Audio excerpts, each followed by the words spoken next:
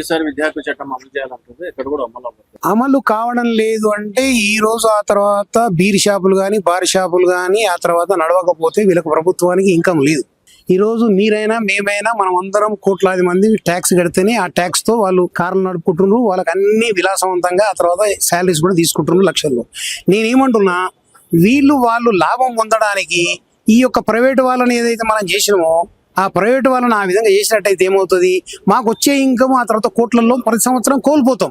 అందుకొరకు కార్పొరేట్ స్కూళ్ళు కానీ కార్పొరేట్ విద్యా నియంత్రణ కానీ ఎట్టి పరిస్థితుల్లో మేము బ్రేక్ చేస్తే మాకు ప్రాబ్లం అవుతుందనే ఉద్దేశంతో వాళ్ళు ఎట్టి పరిస్థితుల్లో వాళ్ళ పైన చర్యలు తీసుకోకుండా వాళ్ళు ఎన్ని లక్షల ఫీజు తీసుకున్నా సరే ఈరోజు 10,000 ఉంటే 1,00,000 తీసుకోవచ్చు, 2 లక్షలు 3 లక్షలు తీసుకోవచ్చు అనే ఆలోచనతో నడుతున్నారు. ఇది తప్పు.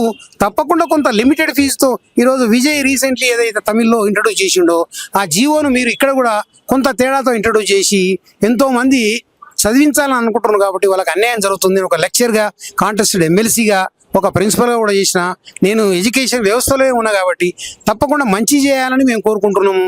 వీళ్ళు మంచి చేయడం లేదు. వాళ్ళ లాభాల కోసం, వాళ్ళ పార్టీని గెలిపించుకోవడం కోసం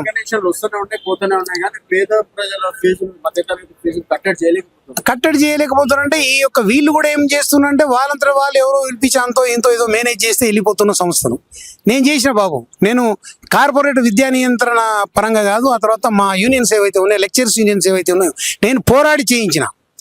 మేము కేసీఆర్ తానికి పోయినాం, కేటీఆర్ తానికి పోయినాం. ఇవి ముఖ్యంగా ఏంటంటే వాళ్ళ దగ్గర కూడా సెంట్రల్ ఆఫీస్ దగ్గర పోతే మన ప్రాబ్లం బ్రహ్మాండంగా మాట్లాడుకొని మన ప్రాబ్లం సాల్వ్ చేసుకోవచ్చు. అయితే ఈ యొక్క యూనియన్లు కూడా కొన్ని ఎట్లున్నాయంటే అంతో ఇంతో అమౌంట్ ఇచ్చిన అనుకో, సరే సార్ మీ దగ్గరికి మేము ఏం రామని ఆ విధంగా కూడా మేనేజ్ చేసి పంపి యూనియన్లు ఈ రోజుల్లో ఒకప్పుడు ఆ తర్వాత 10కి 100కు ఆ తర్వాత 10-20కి ఆ తర్వాత అందరూ న్యాయంగా ఉంటే ఈరోజు 10-20లో దాదాపు 9 మంది ఆ తర్వాత 18 మంది తినడానికి షురు చేయడం వల్ల అది ఆగిపోతుంది. ఏం చేస్తే నియంత్రణ వస్తుంది?